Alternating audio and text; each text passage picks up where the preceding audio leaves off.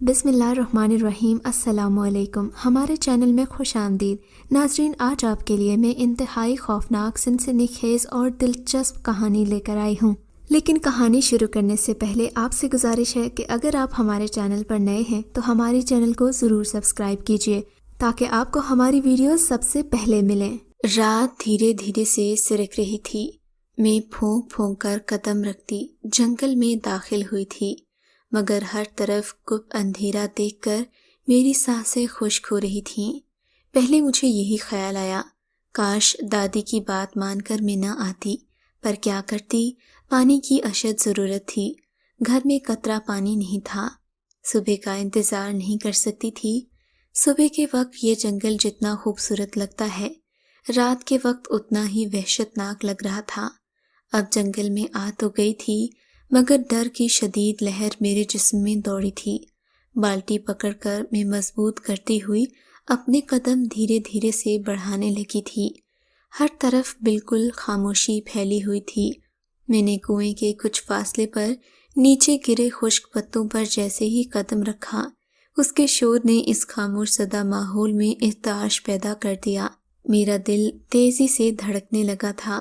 میں دل پر قابو پاتی اور پتوں سے چنگھاڑتی آواز پر دھیان دیے بغیر کنویں کے پاس پہنچی اور رسی باندھ کر بالٹی نیچے لٹکا کر پانی بھرنے کا انتظار کرنے لگی۔ دوپٹہ میرے سر سے سرک چکا تھا، کچھ بال دوپٹے سے باہر نکلے ہوئے تھے۔ میں نے جلدی سے پلٹ کر دیکھا، مجھے کچھ نظر نہ آیا تھا، یہاں تک کہ ہوا کا نام و نشان تک نہیں تھا۔ میں نے جلدی سے بالٹی نکالی اور تیز تیز قدم بڑھانے لگی، ساتھ میں آتی سبھی دعائیں بھی پڑھنے لگی، مگر میرے نام کی ہوتی پکار نے مجھے قدم روکنے پر مجبور کر دیا۔ میں ڈرتے ڈرتے پیچھے پلٹی، پھر ارد گرد دیکھنے لگی۔ مجھے لگا میرا وہم ہوگا۔ میں تیزی سے جنگل سے نکل گئی اور گھر میں داخل ہوتے ہوئے تیز تیز سانس لینے لگی۔ میں نے پانی کی بالٹی رکھی اور ایک گلاس پانی کا بھر کر پیا۔ نہ جانے اتنی سردی نہ ہونے کے باوجود بھی مجھے سردی کا احساس کیوں ہو رہا تھا۔ میں نے اپنی شال مضبوطی سے اپنے ارد گرد لپیٹی اور پانی کا گلاس بھر کر دادی کے پاس گئی۔ انہیں ان کی دوائیں دیں تو وہ کہنے لگیں، بیٹا اتنا ضروری تو نہیں تھا، تم خواہ پانی لینے چلی گئی ہو، اتنی رات دیر تک کوئی جانور وغیرہ آ جاتا تو۔ ان کی بات سن کر رہی سہی کسر بھی باقی نہ رہی۔ میں سہمی نظروں سے دادی کی طرف دیکھنے لگی۔ میں نے کہا، دادی بس کر دیں، وہاں کوئی جانور نہیں تھا، آپ سو جائیں، مجھے صبح نوکری کی تلاش کے لیے بھی جانا ہے۔ میں ڈر پر قابو پاتی اٹھی اور چارپائی پر لیٹ کر کھیس سر تک تان لیا، لیکن ڈر ابھی بھی باقی تھا۔ اب تو رات کے اندھیرے میں دن کے اجالے سے بھی زیادہ ڈر لگ رہا تھا۔ خیر جیسے تیسے کر کے میں سو گئی، مگر ابھی میں کچی نیند میں تھی۔ مجھے لگا جیسے کوئی میرے بالوں کی چٹیا پر ہاتھ پھیر رہا ہو۔ میں سمجھی نیند کا خمار ہے، اسی لیے ایسا محسوس ہو رہا ہے، مگر کچھ دیر بعد مجھے دوبارہ یہی احساس ہوا۔ تھوڑی دیر کے بعد مجھے پھر لگا جیسے کوئی باہر کا دروازہ زور زور سے کھٹکھٹا رہا ہو۔ نیند کی وجہ سے میں نے دھیان نہ دیا، کیونکہ یہاں کوئی نہیں آ سکتا تھا۔ یہ گاؤں سے دور اکیلا واحد گھر تھا اور نہ ہی ہمارا کوئی رشتہ دار وغیرہ یہاں رہتا تھا جسے ہمارا علم ہو۔ پھر زور زور سے ہوتی دستک سے میں نے جھٹ سے آنکھیں کھولی اور اٹھ کر بیٹھ گئی۔ ساتھ موجود چارپائی پر دادی کو دیکھ کر میں نے کھیس پرے کیا۔ میں جانتی تھی دادی نہیں اٹھیں گی، کیونکہ وہ دوائیوں کے زیر اثر تھیں۔ میں نے اٹھ کر موم بتی جلائی اور ہاتھ میں لیتی دروازے کی جانب قدم بڑھائے۔ دستک کی آواز تھم چکی تھی۔ دروازے کے پاس پہنچ کر میں نے پوچھا، کون ہے؟ مگر جواب کوئی نہ آیا۔ میں نے پھر سے پوچھا، مگر جواب نہ آیا۔ میں جیسے ہی پلٹی، زور زور سے دستک ہوئی۔ میرا دل بھی اتنی ہی تیزی سے دھڑک رہا تھا۔ میں دوبارہ پلٹی اور پھر پوچھا، کون ہے؟ مگر باہر موجود شخص نے شاید قسم کھائی تھی کہ دروازہ بھی توڑنا ہے اور بولنا بھی نہیں۔ بس دستک سے تنگ آ کر میں نے اپنا کانپتا ہوا ہاتھ آگے بڑھایا اور کنڈی کو دھیرے سے کھولنے لگی۔ جیسے ہی میں نے کنڈی پر ہاتھ رکھا، دستک بند ہوئی تھی جبکہ دروازے کا ایک پٹ کھلا تھا۔ دروازہ کھلنے کی آواز نے ماحول کو اور خوفناک بنا دیا۔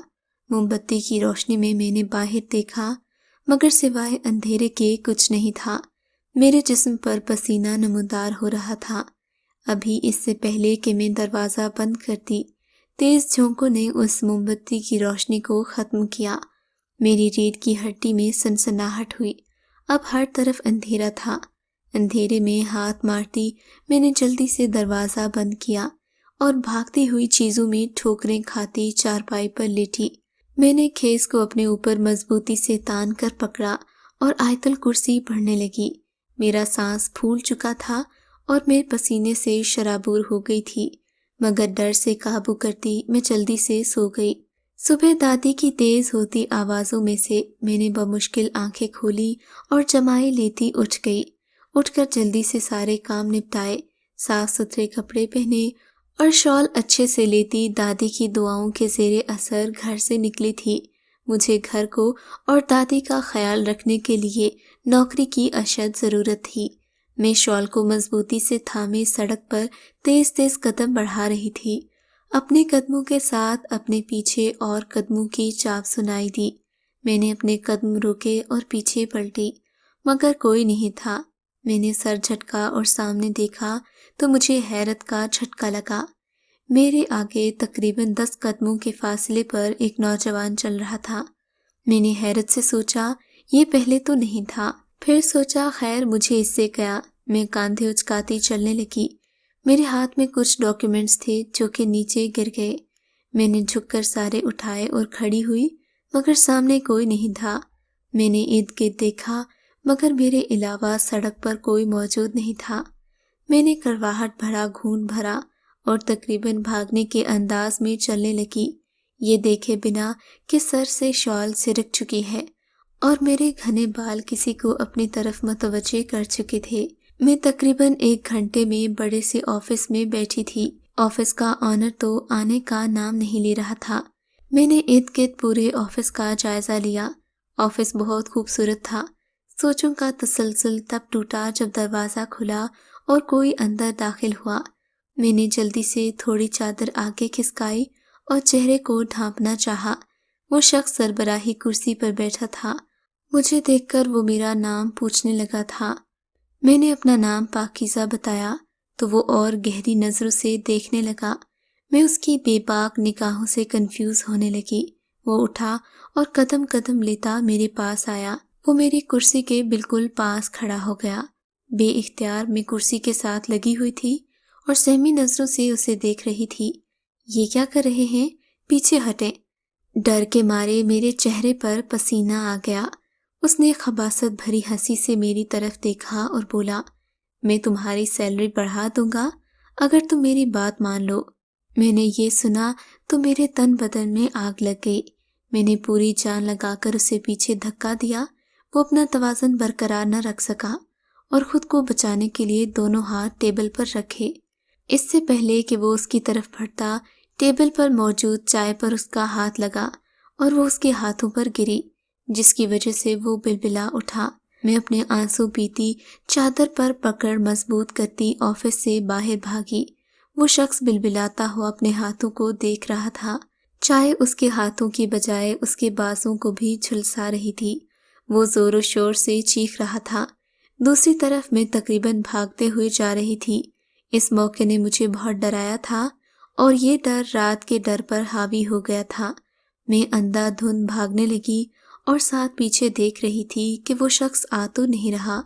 یہ جانتے ہوئے بھی کہ وہ نہیں آ سکتا، ایک انجانا سا ڈر تھا اور اسی چکر میں سامنے موجود شخص سے میں بری طرح ٹکرا کر زمین پر گر گئی۔ میں نے سر تھامتے ہوئے اس شخص کو دیکھا جو جینز کی پاکٹ میں ہاتھ گھسائے مجھے سنجیدگی سے دیکھ رہا تھا۔ میں نے خوفزدہ نگاہوں سے اسے دیکھا تھا، پھر میں سامنے سے گزرنے لگی، مگر وہ میرے پاس آ گیا۔ مجھے بہت ڈر لگا۔ میں نے بمشکل ہی پوچھا، آپ کون ہیں؟ مگر وہ خاموش مجھے دیکھے جا رہا تھا۔ اس کے گھورنے سے لگ رہا تھا جیسے وہ مجھے ابھی نکل جائے گا۔ شاید وہ میری نظریں سمجھ چکا تھا، اسی لیے چہرہ جھکایا اور 2 سیکنڈ پر چہرہ اٹھا کر مجھے دیکھا۔ کہنے لگا تم اتنی گھبرائے ہوئی کیوں ہو؟ میری زبان تالو سے جا چپکی تھی۔ میں اسے کیا بتاتی کہ میں کیوں اتنی حواس باختہ ہوں۔ اتنے میں اس کی آواز میری سماعتوں سے ٹکرائی۔ میں آپ سے پوچھ رہا ہوں آپ اس قدر گھبرائی ہوئی کیوں ہیں؟ میں حوصلہ کر کے بولی آپ سے مطلب؟ اگلے ہی پل مجھے اس کے ماتھے پر پڑتے ہوئے بل دیکھ کر احساس ہو گیا تھا کہ اسے میری بات پسند نہیں آئی۔ وہ مزید بولا اس سنسان جگہ پر ایسے بھاگنے کی وجہ سے؟ وہ نہ جانے کیوں ایسے سوال کر رہا تھا۔ میں پریشان ہو گئی۔ ڈرو نہیں، بولو گھبرائی ہوئی کیوں ہو؟ مجھے جانے دیں، میں ڈر کر بولی۔ میرے آنسو رواں تھے۔ وہ شخص قدم قدم لیتا میرے پاس آنے لگا اور میں پیچھے ہو رہی تھی۔ جب اس نے پھرتی سے میرا بازو پکڑا تو میری چیخ نکل گئی۔ اس کی وحشت زدہ آنکھوں نے میری چیخ کا گلا گھونٹا۔ کچھ تو تھا ان آنکھوں میں۔ میں ایک ٹک اسے دیکھنے لگی۔ وہ جیسے کوئی سحر پھونک رہا ہو۔ بولو، اب بولو، وہ میری آنکھوں میں دیکھتے ہوئے پوچھ رہا تھا۔ میں کسی ٹرانس کی کیفیت میں سب بتانے لگی۔ ہوش تب آیا جب وہ تھوڑا دور ہو گیا۔ اس نے نظروں کا زاویہ بدلا۔ میں نے اپنا سر تھاما اور وہاں سے بھاگی۔ پیچھے پلٹ کر دیکھنے کی مجھ میں تو ہمت نہیں تھی۔ گھر آ کر میں نے دادی سے کہا کہ میں وہ نوکری نہیں کر سکتی۔ دادی نے کہا کوئی اور دیکھنے چلی جانا۔ مرتی کیا نہ کرتی، میں نے حامی بھر لی۔ صبح کی گئی واپس آتے ہوئے مجھے 4 بج گئے۔ دل عجیب سا ہو رہا تھا۔ وہ سحر انگیز آنکھیں مجھے اپنے سحر میں جکڑ رہی تھیں۔ میں ان سے چھٹکارا پانے کے لیے دادی کو دوائیاں دیتی جلد چارپائی پر لیٹی سونے کی تیاریاں کرنے لگی، مگر نیند میری آنکھوں سے کوسوں دور تھی۔ ساتھ چلنے والی چارپائی سے دادی کی تیز ہوتی سانسیں اس بات کی گواہی دے رہی تھی کہ وہ سو چکی ہیں۔ میرے ڈر میں مزید اضافہ ہوا۔ رات کا منظر کسی فلم کی طرح چلنے لگا۔ یہ کیا ہو رہا ہے میرے ساتھ؟ اپنے پھٹتے دماغ کو انگلی کی پوروں سے مسلتے ہوئے میں نے خود سے کہا، اور پھر آنکھیں بند کیں۔ میں سونے کی کوشش کرنے لگی، مگر مجھے جیسے اپنے بالوں پر کسی کے لمس کا احساس ہوا۔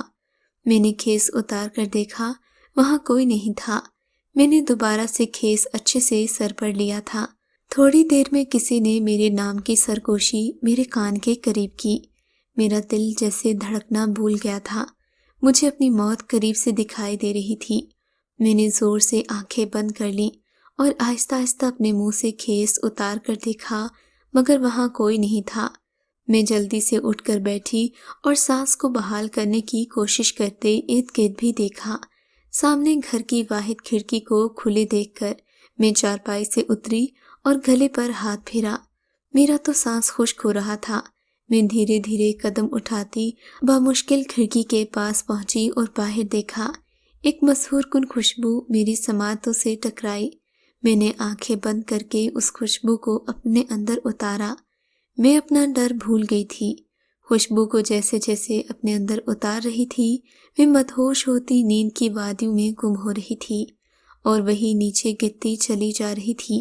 چہرے پر خوبصورت مسکراہٹ پھیلی ہوئی تھی۔ مجھے لگا وہ خوشبو میرے اندر ہی اتر گئی ہے۔ صبح میری آنکھ کھلی تو خود کو چارپائی پر پایا۔ میں سر کو دباتی اٹھ کر بیٹھی اور رات کی کارروائی سوچنے لگی جو کسی صورت ذہن میں نہیں آ رہی تھی۔ میں سر کو جھٹکتی اس سے پہلے کہ اٹھتی، مجھے خود سے ایک خوبصورت خوشبو آئی جس نے مجھے اٹھنے پر مجبور کر دیا۔ یہ خوشبو، میں خود سے بڑبڑاتی ہوئی اٹھی اور پھر سے معمول کے مطابق کام کرتی نوکری کے لیے نکل پڑی۔ میں تیز تیز قدم اٹھا رہی تھی کہ سامنے موجود اسی شخص کو کھڑے دیکھ کر میرے چلنے کی رفتار کم ہو گئی۔ وہ کل والے ہی سٹائل میں کھڑا تھا، البتہ اس کے کپڑے وہی تھے۔ میں چہرہ جھکائے اس کی جانب چلنے لگی۔ میں اس کے پاس سے گزری کہ وہ سامنے آ گیا۔ کہاں جا رہی ہو؟ عجیب سوال تھا۔ میں الجھ کر اسے دیکھنے لگی۔ مجھے اس کے یہ سوال اچھے نہ لگے تھے۔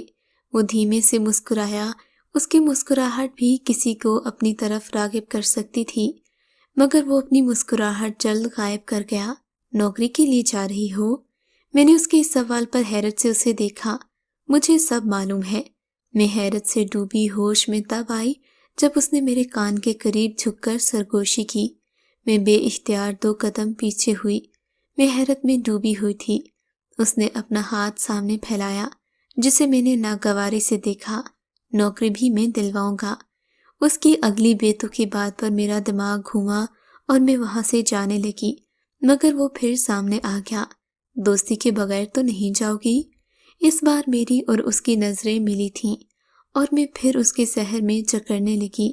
بے اختیار اپنا ہاتھ اس کے ہاتھ سے ملایا اور پھر جلد ہی کھینچ لیا۔ مجھے دیر ہو رہی تھی۔ میں نے بہانہ گھڑا اور جانے لگی، مگر وہ میرے ساتھ ساتھ ہی چلنے لگا۔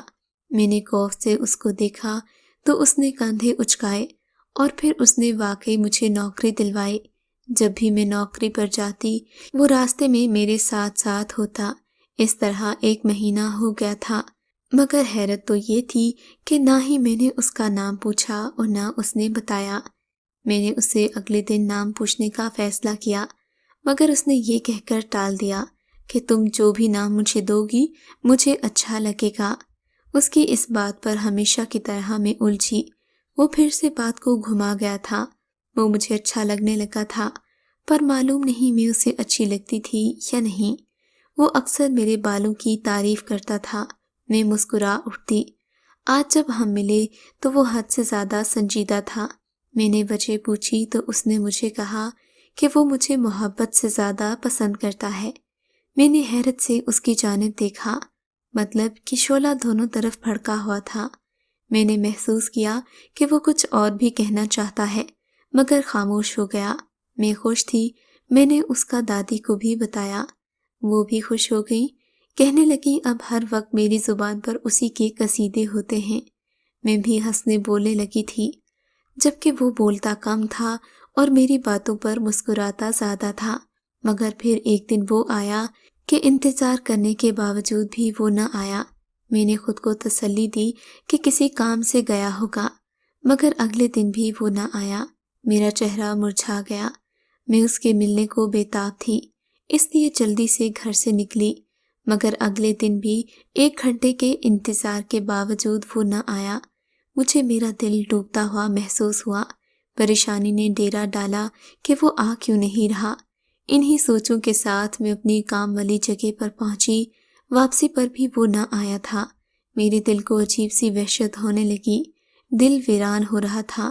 میں نے دادی کو بتایا تو انہوں نے کہا کہ شاید کوئی کام ہو۔ میں کسی سے پوچھ نہیں سکتی تھی، نہ کسی کو جانتی تھی۔ مجھے تو اس کا نام تک معلوم نہیں تھا۔ یوں ہی 1 ہفتہ گزر گیا۔ وہ نہ آیا، جبکہ میں اس کے آنے کی دعائیں کرتی رہی۔ پھر ایک دن وہ مجھے راستے میں نظر آیا۔ میں خود بخود چلتی ہوئی اس کے پاس پہنچ گئی تھی، مگر جب میں اس کے پاس پہنچی تو یہ دیکھ کر حیران رہ گئی کہ آج وہ مجھ سے بات نہیں کر رہا تھا، بلکہ سر جھکائے بیٹھا تھا۔ میرا دل اسے یوں دیکھ کر بے قرار ہوا۔ میں ہانپتی ہوئی اس کے پاس بیٹھی۔ اس نے جھکا سر نہیں اٹھایا۔ میں نے اسے پکارا، مگر اس کا چہرہ آنسو سے تر تھا۔ میں نے کہا خدا را کچھ تو بتاؤ، اتنے دن تم کہاں تھے؟ میری بات پر اس نے میری طرف دیکھا مگر خاموش رہا۔ میں نے کہا تمہیں اللہ کا واسطہ ہے، مجھے بتاؤ، میرا دل بیٹھا جا رہا ہے، شاید اللہ کا واسطہ کام آیا۔ اس نے میری طرف دیکھا اور بولا، دیکھو میں تمہیں سب بتاتا ہوں، مگر بیچ میں مت بولنا۔ میں نے ہاں میں سر ہلا دیا۔ وہ لمبی سانس خارج کرتے ہوئے بولا، میں اس دنیا کا نہیں ہوں۔ میں نے حیرت سے اس کی طرف دیکھا۔ اس سے پہلے کہ میں کچھ بولتی اس نے مجھے ہاتھ سے بولنے کے لیے منع کر دیا۔ میں ایک جن زادہ ہوں۔ میری سماعتوں پر جیسے کسی نے بم پھوڑ دیے۔ میں نے تمہیں جنگل میں دیکھا تھا، تمہارے خوبصورت بالوں، تمہاری خوبصورتی پر دل ہار بیٹھا۔ اپنی حقیقت کو نظر انداز کر کے یہ جانے بنا کہ ایک جن زادہ اور عام انسان۔ پھر وہ خاموش ہو گیا۔ اب مجھے معلوم ہوا کہ وہ احساس سچا تھا، کوئی وہم نہیں تھا۔ مجھے معلوم ہوا کہ میرے بالوں کی تعریف وہ کیوں کرتا تھا۔ میری آنکھوں سے آنسو رواں ہو گئے۔ وہ میرا چہرہ دیکھتا اپنا چہرہ جھکا گیا تھا اور پھر بولا، ہمارے علاقے میں یہ ایک گناہ ہے، عام انسان سے دل لگانا گناہ کے زمرے میں آتا ہے، پر میرے دل پر اختیار نہ رہا۔ ہر اصول سے واقف ہونے کے باوجود میں نے تم سے دل لگی کی اور ساتھ ہی تمہیں پیار کرنے پر مجبور کیا۔ میرے والد جنات کی دنیا کے سردار ہیں، جبکہ میں ان کے بعد آنے والا سردار ہوں۔ تم جانتی ہو میری عمر 500 سال ہے۔ وہ میرے چہرے کی طرف دیکھنے سے گریز کر رہا تھا، مگر میری ہچکیوں کی آواز بخوبی سن رہا تھا۔ میرے پاپا کے ساتھ سب جن زادوں کو معلوم ہو گیا ہے کہ میں کسی انسان کے عشق میں پاگل ہوں، اور اس نے مجھے واپس میری دنیا میں بلایا تھا، اسی لیے 1 ہفتہ نہیں آیا۔ اب اس نے میری طرف دیکھا، لمحے بھر میں میرا چہرہ بھیگ چکا تھا۔ مجھے حکم دیا گیا ہے کہ میں تمہیں چھوڑ دوں، ورنہ مجھ سے سرداری لے لی جائے گی۔ کوئی غم نہیں، مجھے قید کر دیا جائے۔ اس کا بھی کوئی غم نہیں تھا، پر مسئلہ قید کا نہیں ہے، بلکہ مسئلہ یہ ہے کہ وہ لوگ مجھے قید کر دیں گے، پھر میں تم سے کبھی مل نہیں پاؤں گا۔ اس کی آنکھوں سے آنسو رواں تھے۔ میں ہچکیوں کے درمیان بولی۔ وہ بھی روتا ہوا وہاں سے چلا گیا۔ میں نے اسے روکنا چاہا، مگر اس نے کہہ دیا، کبھی انسان اور جن ایک نہیں ہو سکتے، یہ جانتے ہوئے بھی کہ وہ ایک جن زادہ ہے۔ مجھے اس کی ان باتوں سے دکھ ہو رہا تھا۔ اس کے جانے کے بعد میں اونچی اونچی آواز میں رونے لگی۔ اس ویران سڑک پر صرف میرے رونے کی آوازیں تھیں۔ ایک عرصے بعد محبوب سے ملے تو بھی بچھڑنے کے لیے۔ میں مردہ قدموں سے اٹھی اور گھر کی راہ لی۔ اس کی یادیں اپنے ساتھ سمیٹے لیے جا رہی تھی۔ میں گھر پہنچی تو میری دادی نے میری بکھری حالت کا پوچھا۔ میں ان کے سامنے مزید بکھر گئی، روتے ہوئے انہیں سب بتا دیا۔ وہ مجھے دلاسے کے علاوہ کچھ نہ دے سکیں۔ اس واقعے کے بعد میں بیمار ہو گئی، پھر اس دن زادے کے غم کو دل میں لیے جینے لگی۔ میری دادی نے مجھے شادی کا کہا، مگر میں نے انکار کر دیا۔ مجھے یہ غم کھائے جا رہا تھا کہ اس نے کہا تھا وہ مجھ سے ملنے آئے گا، مگر وہ نہیں آیا تھا۔ 1 مہینہ ہو گیا تھا اس کی یاد میں، پر اس ظالم نے میری خیر خبر نہ پوچھی۔ ایک دن نوکری پر جاتے ہوئے مجھے عجیب سا احساس ہوا۔ ایک خوبصورت خوشبو آئی جو اس جن زادے کے پاس ہونے سے آتی تھی۔ میں نے اس کو پکارا، مگر سوائے خوشبو کے وہاں کوئی نہیں تھا۔ مجھے اس کی خوشبو سے ہی بہت خوشی ملی۔ پھر مہینے میں اکثر 2-3 بار مجھے خوشبو کا احساس ہوتا۔ اس سے بچھڑنے کا غم مجھے اندر ہی اندر کھائے جا رہا تھا۔ پھر دادی کے بے حد اصرار پر میں نے شادی کی۔ وہاں بھی اس کا خوبصورت سا احساس تھا، خوشبو آتی تھی۔ مجھے لگا وہ خوش ہے، یقیناً وہ خوش تھا۔ اس کا احساس میرے ساتھ تھا۔ بس ایک دعا کرتی ہوں، خدا کسی لڑکی کو کسی جن زادے کے عشق میں مبتلا نہ کرے۔